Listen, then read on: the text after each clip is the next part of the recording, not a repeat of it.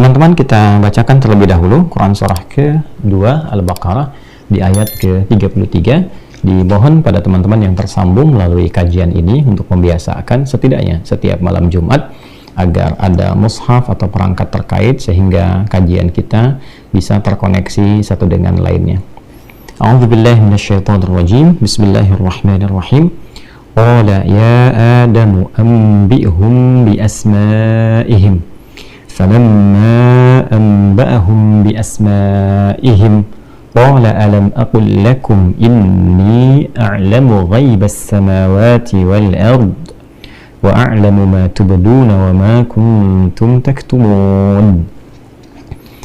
قال Allah subhanahu wa ta'ala lantas berfirman kepada Adam alaihissalam setelah membekali Adam dengan pengetahuan yang komprehensif sebagai bekal utama dalam menjalani kehidupan di bumi, kemudian juga dan mempresentasikan semua visi misi kehidupan itu kepada para malaikat, yang malaikat ditantang kemudian untuk bisa menyampaikan pengetahuan seperti dimiliki oleh Adam alaihissalam yang telah Allah ajarkan.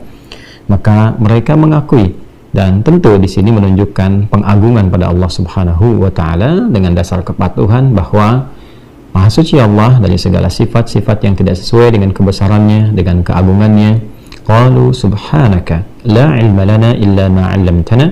Mereka pun mengakui sebagai petunjuk isyarat yang sangat dalam dari Al-Quran kepada kita untuk mengembalikan semua dasar pengetahuan kepada pemilik agungnya, yaitu Allah subhanahu wa ta'ala.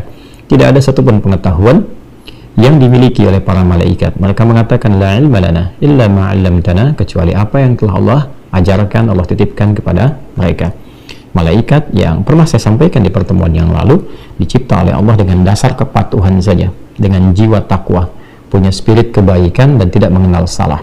La ya'sunallaha ma amarahum wa yaf'aluna ma yu'marun. Quran surah ke-66 ayat yang ke-6.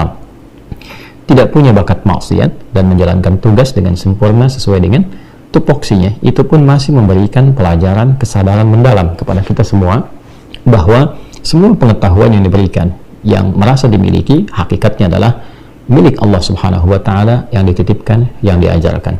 Karena itulah kemudian bagi seorang hamba yang memiliki nilai keberimanan, nilai kebertuhanan pada Allah subhanahu wa ta'ala khususnya, maka sejatinya sifat ini harus meresap dalam jiwanya.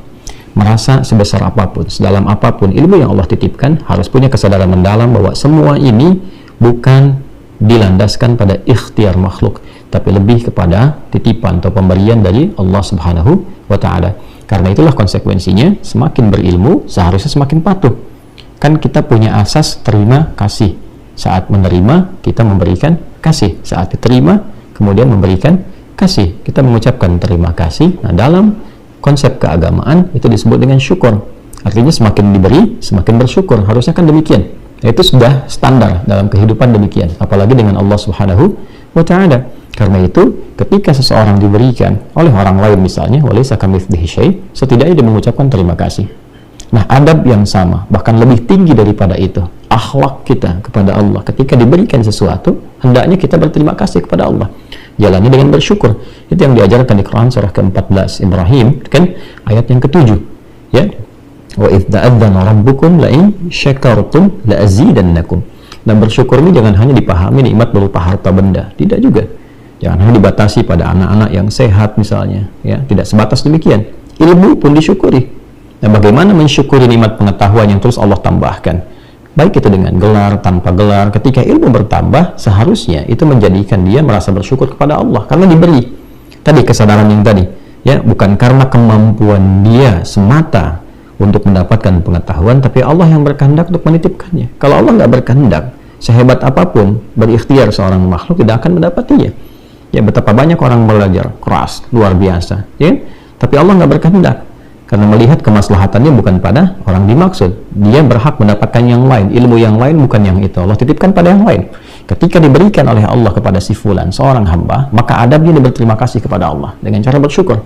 Nah, sifat syukur yang pertama ketika diberikan itu adalah menghadirkan sifat tawadhu dan mengembalikan semua pengetahuan kepada Allah. Karena itu Allah sangat tidak menyukai bila ada seorang yang merasa berilmu kemudian sombong dengan ilmunya itu.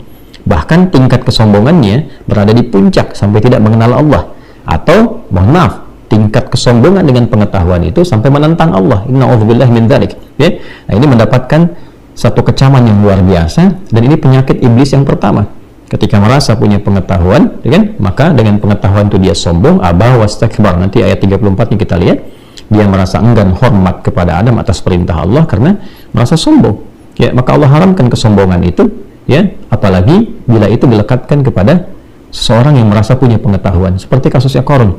Ya, Qarun kan nanti kalau kita sudah sampai khususnya di surat Al-Qasas nanti, ya, surah ke-28 itu, kalau kita masukin nanti ayat 70, 71, kita akan dapati bagaimana seorang Qarun dengan bangganya bahwa saya ini dapat kekayaan melimpah ini, ya, karena pengetahuan yang saya dapati, ya, karena saya semakin pintar saya dapat ini semua, dan tidak kemudian disertai itu dengan penghambaan kepada Allah Subhanahu wa taala, dengan sifat tawadhu, dengan sifat kemudian menghamba, meningkatkan ibadah. Karena hal yang demikian terjadi, maka apa yang Allah lakukan?